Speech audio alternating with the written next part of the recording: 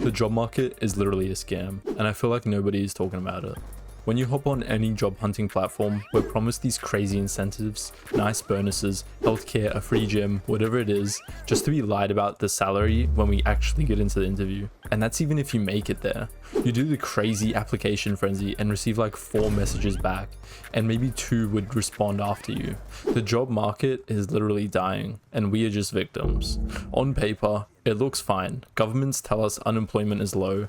News headlines talk about strong labor markets. Companies brag about growth. But if the job market is so healthy, why does it feel impossible for society to get hired? Why do people with degrees, internships, certifications, and experience still get rejected over and over again? Why do job listings stay up for months without anyone even getting hired? Why does everything feel harder than it should?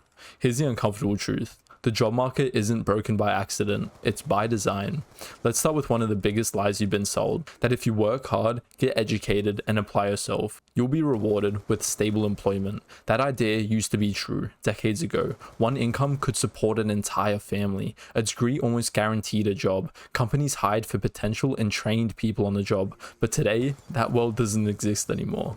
In the past 40 years, productivity has increased over 60%, but wages have barely moved when adjusted for inflation. That means workers are producing more value than ever while being paid roughly the same in real terms. Meanwhile, the cost of housing, education, healthcare, and living has exploded. The average home price has increased at over 1,000% since the 1970s. Tuition costs have increased by more than 400%. Rent has outpaced wage growth in nearly every major city, so right out of the gate, you're competing with a system where math doesn't even comprehend.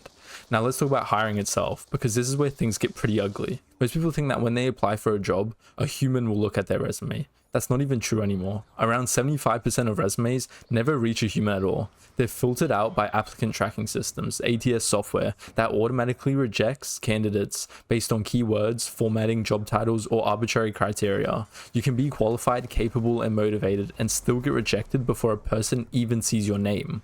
This is why you feel completely invisible, because you're going against the system. On top of that, job postings themselves are often misleading. Studies show that a huge percentage of job listings are just ghost jobs. These are roles companies post without any real intention of hiring. Sometimes they're posted just to collect resumes. Sometimes they're posted to make it look like a company is actually growing. Sometimes they're just posted to overwork existing employees while pretending that help might be on the way. LinkedIn itself has acknowledged that many listings receive hundreds of applications within the first few days, making it statistically impossible for most applicants to even be considered. Think about that for a second. If a job gets 500 applicants and only 1 person gets hired, that means 499 other people fail. Not because they're bad, because the system only allows for 1 winner. And yet we tell those 499 people to just try harder. Then there's real credential inflation. Jobs that used to require no degree now require one. Jobs that required a degree now want a master's. Entry-level roles are asking for 2 to 5 years experience, which is a logical contradiction. How are you supposed to get experience if no one will hire you? This isn't incompetence, it's risk avoidance. Companies don't want to train. They just want plug-and-play employees who are productive from day one, even if that expectation is completely unrealistic. Another part of this scam that nobody talks about is how much hiring has shifted from finding the best person to simply avoiding mistakes. Companies today are terrified of hiring the wrong person. One bad hire can cost tens of thousands of dollars in training, lost productivity, and internal disruption. So instead of taking chances on people with potential, employees stack the odds in their favor. They add more requirements, more interview rounds, more filters, more assessments, more hoops, not because those things guarantee better hires, but because they reduce perceived risk. This is why job descriptions look insane now. They're not wish lists, they're literally liability shields. If a role asks for 5 years experience, 3 certifications, and knowledge of 6 tools, it's not because they expect to find the perfect candidate. It's because if the hire fails, they can say, well, we asked for everything.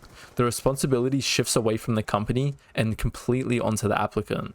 And here's the part that hurts the most. When the market tightens, companies don't stop hiring. They just stop taking risks. That means fewer entry-level roles, fewer career switches, fewer chances for people without a perfect background to get into the job. The ladder still exists, but the bottom rungs get removed, so you're completely left at the bottom, expected to climb without anything to climb on.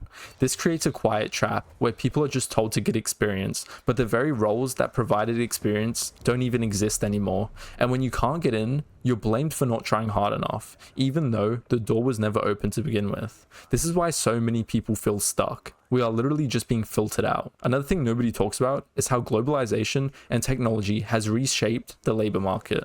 Companies are no longer hiring locally by default. You're not competing with people in your city. You're competing with the entire globe, the entire country.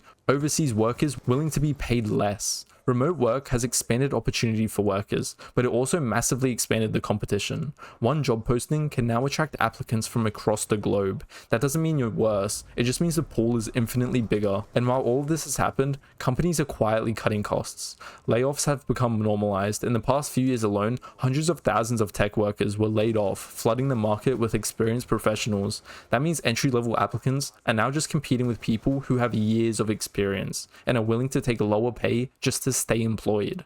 But here's the part that really messes with people psychologically. The constant contradiction. You're told nobody wants to work anymore. You're told companies can't find talent. You're told jobs are everywhere. And yet when you can't get hired, that cognitive dissonance creates shame. It makes you think something is wrong with you. But when millions of people are experiencing the exact same thing, that's not a personal failure. It's systematic. Social media just makes this worse. When you open TikTok and Instagram, you see these young adults with six-figure jobs and posting day-in-the-life videos where they're not even doing anything all day.